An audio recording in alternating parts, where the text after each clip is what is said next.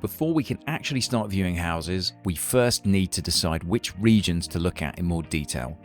Permanently moving to Italy from the UK is a big event, made simpler by taking our time, breaking down the areas we're interested in into short trips, finding out as much as we can to make an informed decision on where we want to settle.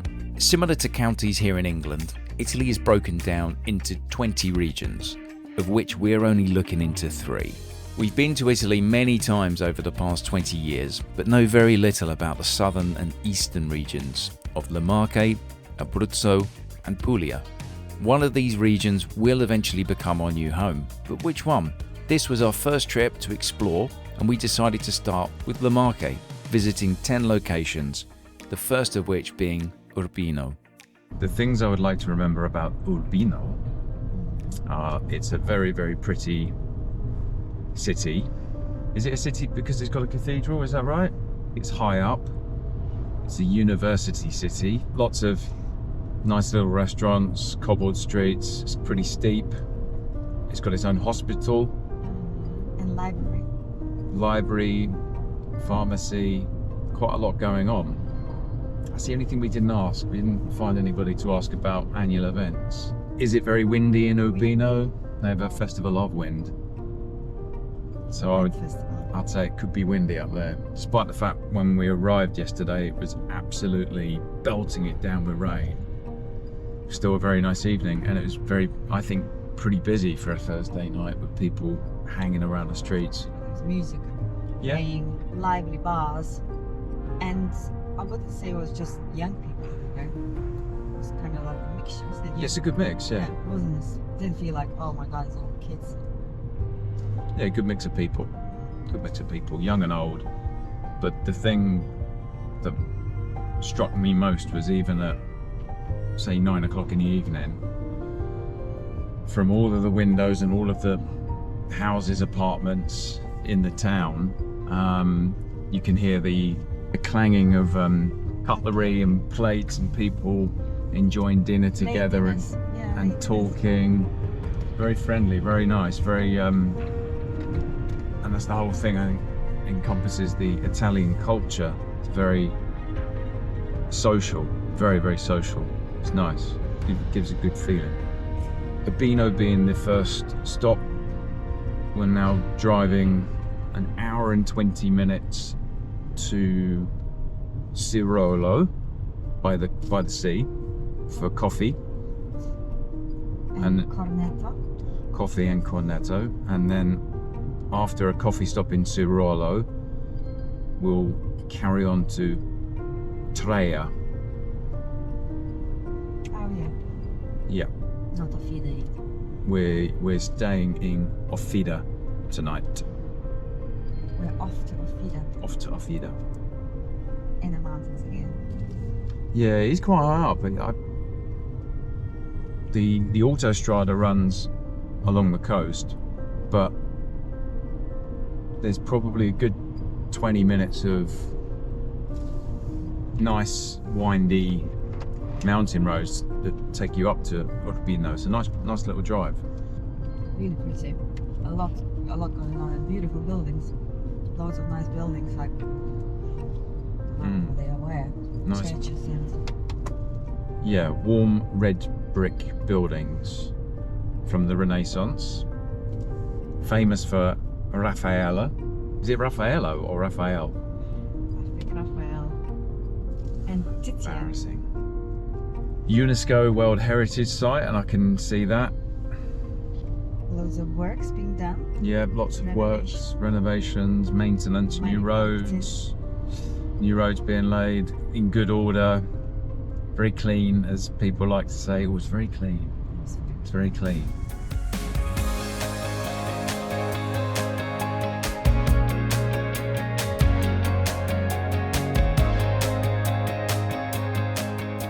We have just finished lunch in Sirolo, which was very beautiful. It's very small. Apparently there's a residential population of only 3,000 people compared to Urbino, which is about 15,000. Speaking to a very nice lady in a cafe. No cafe, grocery shop. grocery shop. Le Draghe. What? What's what? Le Draghe. The Draghe. Drogheria. Dragheria. Drogheria. Very, very beautiful. It's high up, overlooking the sea, right on the sea. Everything closes down apparently. Did you say September or November? November. November. The only thing is, if you want to go out and eat pizza in November, everything's closed, which is obviously a good or bad thing, depending how you look at it. But we're on our way to Treia now, which is even smaller. It's a teeny tiny place. That was supposed to be a coffee stop, but we had a selection of meats and cheeses, which is very lovely. Sirolo, I think, is very, very nice. I was asking about music and festivals, and not really there. It's definitely a busy place in the summer months. What is it? It's the very end of September now. And it's 24 degrees, very hot in the sun. It's lovely, beautiful. On to Treia for lunch.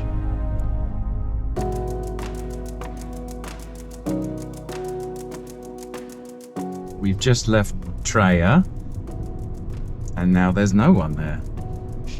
It was very quiet. The lady we spoke to in Sirolo said Treia is a very, very small place, which is interesting because the population figures show that it's actually nearly double that of Sirolo, but obviously it's out of season now. It's is it the very end of September? What's the date? Yeah, it's September. But they might be having naps or something. Yeah, it's true. Siesta time.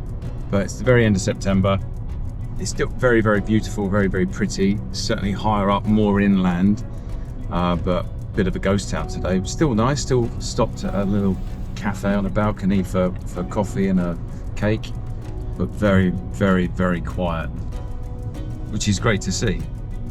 Great to understand the dynamics of all of these little towns. Treia is famous for the handball game with this gauntlet that looks like a machine cog. Yeah, and a Lithuanian shakotis cake. Have an annual festival where this ball game is played. It's very nice, very beautiful.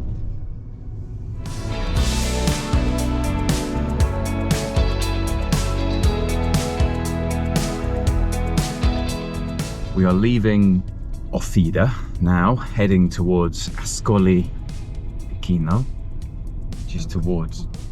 which is towards those mountains. Offida is very, very nice. It's a population of 4,500, 5,000 people. It's a lot outside, see? A lot outside. I don't know how far, and I don't know which part. I don't know those population numbers. Do they cover these kind of historic towns, cities that are raised within the walls, or is it also the surrounding areas down below? I'm not sure. I'd say that, because otherwise it's the old town only, isn't it? So what's it covered? I don't know. But very, very pretty. It's still quite quiet, not as quiet as Treia, but everything sort of got going quite later on last night. So Fireworks at midnight. there were fireworks at midnight. I wonder why that was. And what was the date yesterday? Friday. 26th September. So it's Friday the 26th of September, and there were fireworks at midnight. If anybody knows there's a national celebration or reason for that, it'd be interesting to know. A beautiful church that's right at the end of the town. And again, it's another quite steep one up. Windy roads leading up to it, but very nice to people, very nice, accommodating. We'd had some food, had some pizza, and we wanted to sit down and have drinks. And we ended up with a little bit of breakdown of communication, having a private table for two put in the middle of the public square, which was an interesting place to sit and have your wine. But nothing was a problem, and the chap was very accommodating from the local restaurant. So and the later it got, the more people came out, and I suppose fair enough. It's a Friday night, they finish work and they're either coming out for drinks or dinner or both, and yeah, the whole place came alive. Very, very nice. So off to Ascoli Piceno. We're staying overnight in Jesi. I'm told it's not Jesi because it's with a J, so it's Jesi. Again, pronunciation on that would be helpful. Which is back up north, and then we'll be stopping potentially an impromptu stop that wasn't on the agenda at Grottammare on the coast again, but because the weather's supposed to, even though it's glorious sunshine, it's 20 degrees by 9 a.m. this late in the year. There's thunderstorms scheduled for later on today, so we'll see what the weather does for us. After leaving Offida, we drove half an hour south to Ascoli Piceno. It's a beautiful medieval city known as the City of 100 Towers, and built almost entirely of glowing golden travertine stone. It's famous for its elegant Renaissance squares, particularly Piazza del Popolo, and for its signature fried, stuffed olives called olive ascolani. The Saturday market was in full swing, and this place had the feel of a much larger city, giving it a Siena-type feel. Onward now to Grottazzolina. We've just had lunch in Grottazzolina, and it is a beautiful little town. I haven't looked at any of the facts about the town. Oh no, I meant like did you say about population? 3,200. I think that's wrong. That's nice. I think I'll go down there. Nice. Okay, so it's a population of 3,200 people, and they are most famously celebrated by their volleyball team that has come to international acclaim, winning championships, national championships.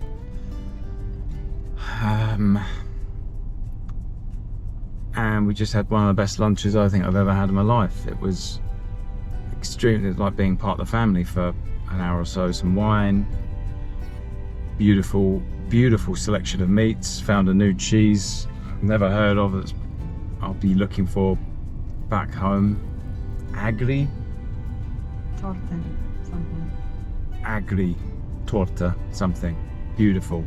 And we left just in time because there was a storm scheduled to start, and there's some rain on the windscreen now. There's this pretty tremendous looking storm clouds blowing in.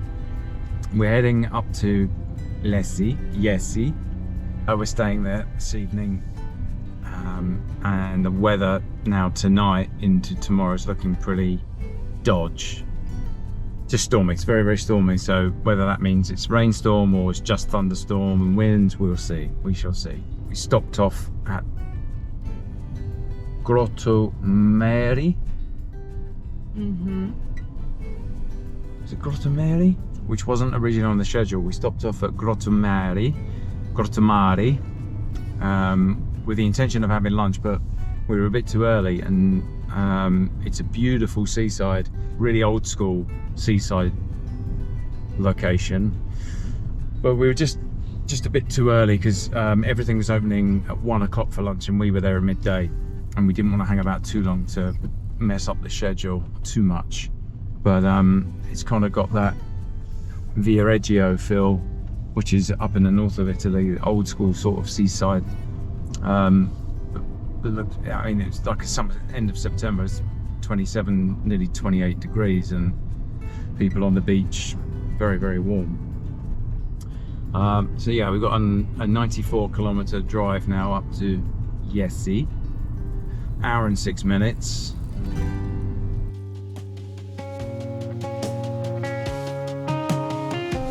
It's a beautiful morning as we leave Jesi.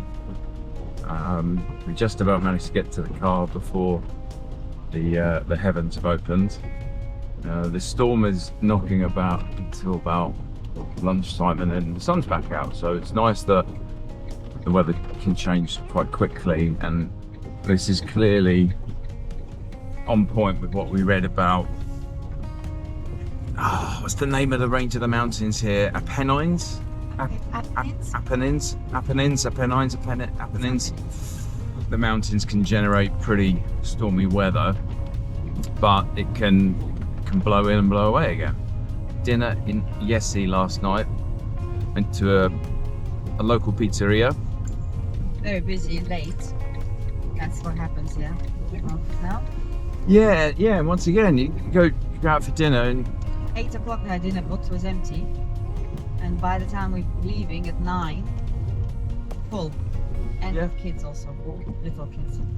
certainly everywhere we've been, places, restaurants come alive from about 9 p.m. What was really nice to see in the restaurant last night, there was a table of 7 kids, 14, 15 years of age, and there's no adults. They're just, it's 7, 14, 15-year-old lads, good as gold. They weren't on their phones, blaring TikTok out or anything, they're just out being nice. It's good to see that. We're heading to Corinaldo now to have a coffee and a walk around. It's probably still going to be raining when we get there, which is fine. Go straight on in this lane as well. Yes, I do. So we'll have a coffee in Corinaldo, and then we're going to head to Senigallia afterwards, by the seaside, and hopefully at that point, that's when the weather changes and the sun comes back out.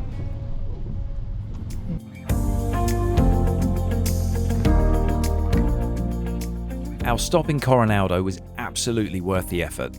This medieval hilltop village with its well-preserved 14th century defensive walls is officially recognised as one of Italy's most beautiful villages. Home to approximately 4,900 people, the historic centre features a 100-stepped stairway called La Piaggia, which leads to the Polo della Polenta, the Well of Polenta, linked to a local legend and historical reenactment. Corinaldo really is such a pretty village, and one I'm sure we will revisit as we search for our future home here in Italy. We are leaving Senigallia now, and when we arrived it was raining hard, and now we're leaving, it's back to 25 degrees and bright sunshine, and it's really, really hot. I had a fantastic lunch, a beautiful little restaurant right on the seafront. Gnocchi, linguine in seafood sauce with fresh clams in there and everything. Really, really nice. Senigallia looks like it's quite a big town, so lots more to explore for sure. But from what we've seen already, I think it looks like a really nice place. Lots of hotels and restaurants all along the seafront, and it seems to go for miles and miles. So I'll be interested to find out exactly how big it is. Is it a big town? Is it a city? I'm not sure at the minute. And that's kind of wrapping it up. We're heading back to the airport now. We're due to fly in the next couple of hours, and that brings to a close our first trip. This is our first trip to the first region of the 2 or 3 regions that we're looking at moving to in a few years' time. We've been from very, very quiet to really vibrant and busy, and none of that's right or wrong. It just depends what you're looking for. Say we're on the side of wanting a bit more things to do, but we don't need anything that resembles London or anything that busy. It's been fantastic. I think it's been a real some of the locations, even from watching YouTube videos, Treia, for example, watched some videos on that. I've got that completely wrong. It's such a quiet, pretty little town. And then Ascoli Piceno, I thought that was going to be quite a small place, and quite the opposite, like a miniature Rome. It's fantastic, full of life, beautiful big buildings, really, really busy city feel. So it just goes to show that you have to come out and visit places to truly understand what's going on. And then the next trip, we're not sure. We'll probably, because we won't be looking any more than the Marche region. So the next trip, oh no, I've gone the wrong way. Turn around. So I think the next regional exploration trip for us is going to be likely to be Puglia, but we'll have to do a lot of planning around exactly which towns. We'll probably do the same. We'll probably try and visit around about 10 towns to really get a good feel for what we're looking at. Be interesting to see. We're just approaching another toll road, so it'd be interesting to see how much we've spent on tolls. I reckon it's about 20 euros. Yeah. I reckon. That's it for this first instalment, of which we're sure there will be many over the next few years, as we sell our house in England and find our new place to live in Italy. Thanks for watching, and we hope you found this video valuable. See you on the next trip.